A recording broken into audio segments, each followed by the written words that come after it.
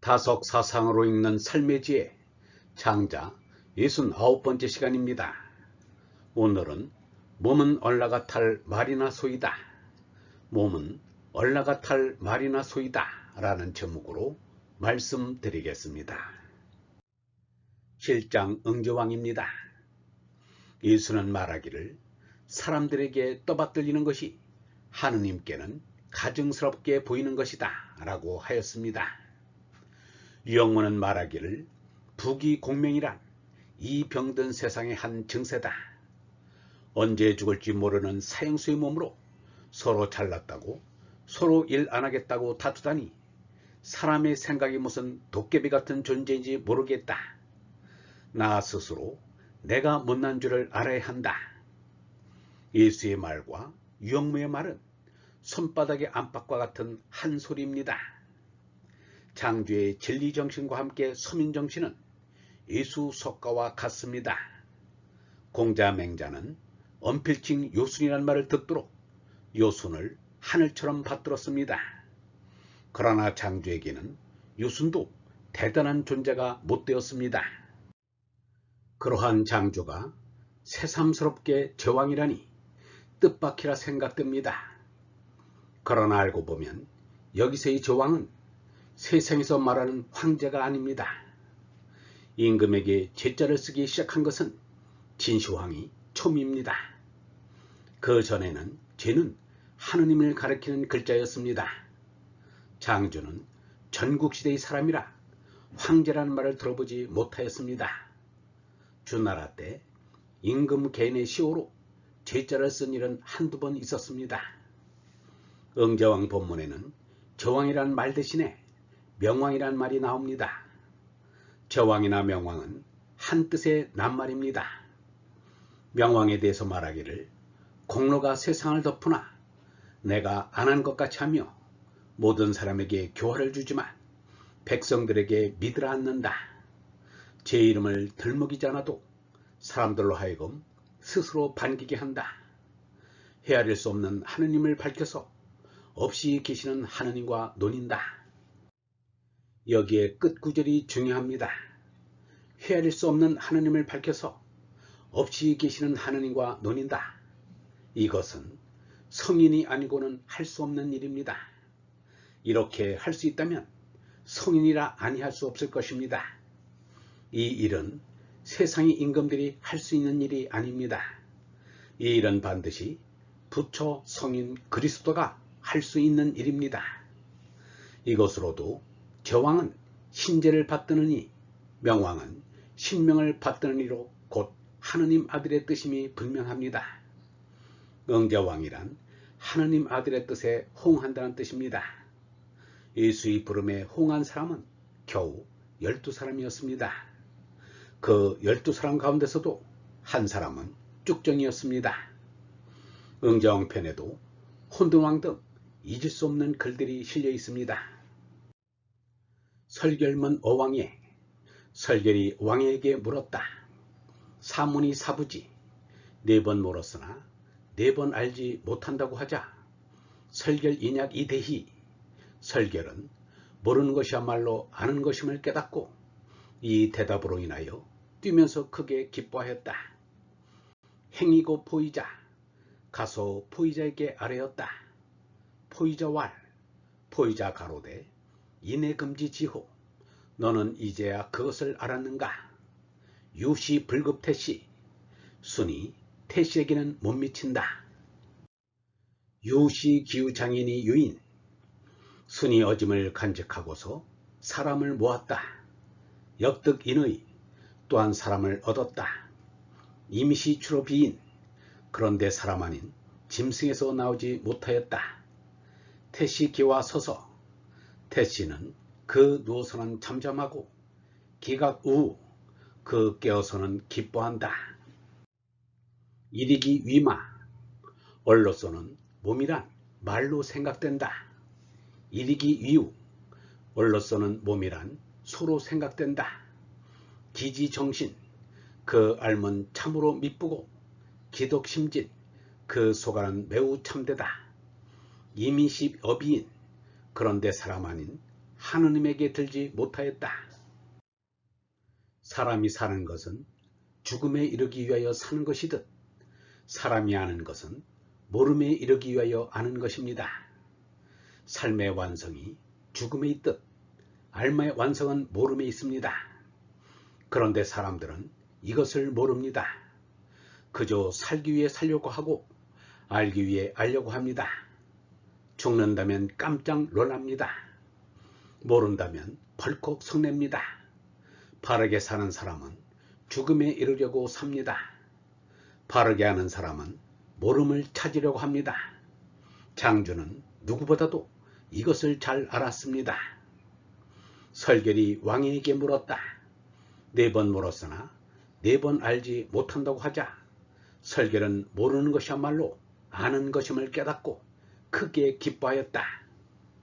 이미 대종사편에서 장주는 말하였습니다. 아는 바에 그 알므로서 모르는 바에 그 알물 기른다. 아는 것도 차차 깊게 알아가듯이 모르는 것도 차차 깊게 몰라가야 하는 것입니다. 장주는 하느님을 모르되 깊게 몰랐습니다. 차차 알아가는 것을 상대지라고 합니다. 차차 몰라가는 것을 절대지랍니다. 노자는 말하기를 배우면 아는 것이 날로 많아지지만 기도하면 아는 것이 날로 덜어진다 라고 하였습니다. 유영문은 말하였습니다. 사람들이 똑똑한 채를 몹시들 한다. 그러나 자기가 모른다는 것을 알아야 한다. 자기가 모른다는 것을 아는 것이 참 아는 것이다. 모르는 것을 알 때 비로소 하느님의 향린 신비를 느끼게 된다.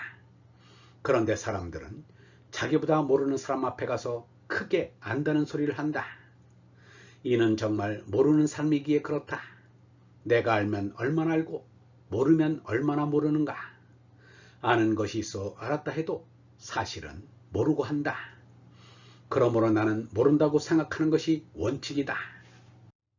하느님께 감사를 드리는데 너무도 능청스럽게 한다. 너무나 말을 많이 한다. 그것은 감사하는 것이 못된다. 하느님께서 주시는 것에 대해서 무엇을 말하려고 하지만 할 말을 모르는 것이 사실이다. 이제 하느님을 머리에 인 하나님의 아들들은 겸손하게 머리 숙여 모른다고 하지만 그 모르는 속에 참 알미 있지 않을까. 영혼을 하느님을 모르는 줄 아는 이가 나다. 사람 아닌 것에는 2가지가 있습니다. 사람 아닌 것으로는 짐승이 있고 또 사람 아닌 것으로는 하느님이 있습니다. 사람이 아닌 것에서도 이처럼 위에 있는 하느님이 계시고 아래로는 짐승이 있습니다. 사람은 누구나 짐승으로 태어나 짐승 노릇을 하다가 하느님의 얼을 받아 사람 노릇을 하게 됩니다. 사람 노릇을 하다가 짐승의 몸을 버리면 사람이 아닌 하느님으로 돌아갑니다. 장주는 순이 사람이 아닌 짐승에서 나오지 못하고 사람 아닌 하느님에 들지 못하였다고 말하였습니다. 순이 얼라를 깨닫지 못하였다는 말입니다. 탐진치로 살면 짐승입니다. 탐진치를 얼로 절제하면 사람입니다. 탐진치를 온전히 버리면 어린 하느님입니다. 영문은 말하기를 사람이 어릴 때는 좋은 일 나쁜 일을 분간하지 못한다. 분별력이 있으면 어리다고 하지 않는다. 그래서 어릴 때 하는 노릇을 짐승 같다고 한다. 미성년기는 짐승 시대이다. 학생들의 범죄는 어른의 잣대로 판단해서는 안 됩니다. 그들은 아직 짐승 시대에 사는 짐승들이기 때문입니다. 어떤 의미에서는 삼독이 가장 왕성한 때입니다.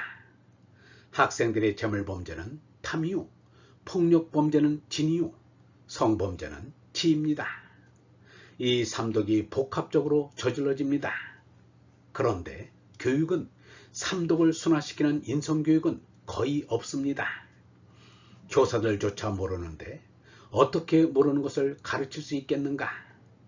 이렇게 가다가는 학교는 범죄 양성소가 되어 몽땅 폐교조치를 하지 않을 수 없게 될지도 모릅니다. 나이는 어른이 되어서도 하느님의 얼을 받지 못하면 미성년기와 다름없는 짐승시대가 이어집니다. 유영문은 말하기를 짐승은 영혼이 없다. 그래서 사람도 하느님이 주시는 얼이 끊어지면 짐승밖에 못 된다. 어른이 되어도 생각도 없고 하느님도 모르면 짐승밖에 더 되겠는가. 그러나 짐승 노릇만 하기가 너무도 서러워 하느님께 매어달리면 하느님께서 당신의 생명인 얼을 주십니다. 그 얼을 받들 때 짐승 노릇을 덜하게 됩니다. 유영문은 말하기를 우리의 얼 생명은 이상하다. 아내와 자식들을 먹일 생각만 하면 이상한 것 하나도 없다. 내가 영원 무한한 임과의 관계를 생각하면 이상한 느낌이 들면서 얼이 참나라는 생각이 든다. 우리는 얼 생명으로 하느님과 하나 되고자 해야 한다. 오직 얼 생명을 생각하고 위로 갈 것을 일편단심해야 한다. 먹고 사는 짐승 노릇을 그만하게 되는 날 얼마나 시원할까.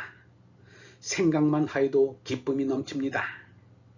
짐승살이를 졸업하는 날이야말로 축복의 날임에 틀림없습니다.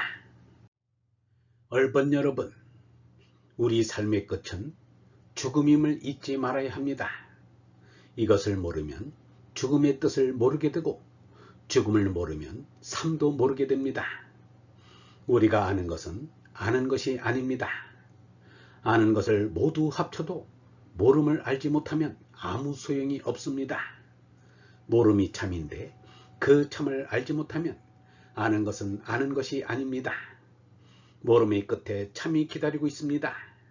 상다직인 것을 아무리 많이 알아도 절대임을 모르면 아무것도 아닙니다. 절대임이 주시는 생명이 어리요 참입니다. 영성신학원 다석아카데미의 하늘소리였습니다.